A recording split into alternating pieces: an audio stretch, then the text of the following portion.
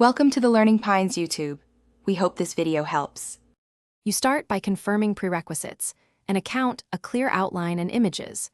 Open Gamma PPT AI and sign in. Make sure to allow mic or file permissions. Next, create a new project and pick 16, 9, or 4, 3 format because layout affects spacing.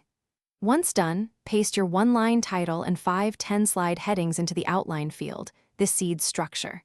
Then upload images and select a color palette. These early choices speed design and keep automated suggestions relevant to your content.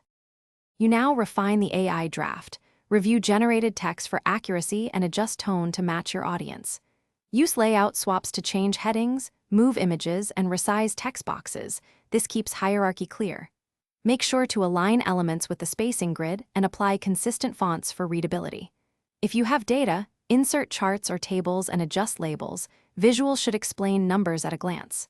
Once done, add subtle animations and transitions to guide attention without distracting viewers. You finish by previewing the full slideshow and checking each slide for spacing, typos, and accessible contrast. Export to PPTX or PDF. Make sure fonts are embedded and images are included. Once done, run the slideshow and rehearse timings or record voiceover if required.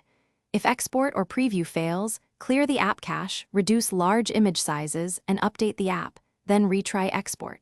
Finally, save a backup copy and share with collaborators using link or attachment, so changes stay synchronized.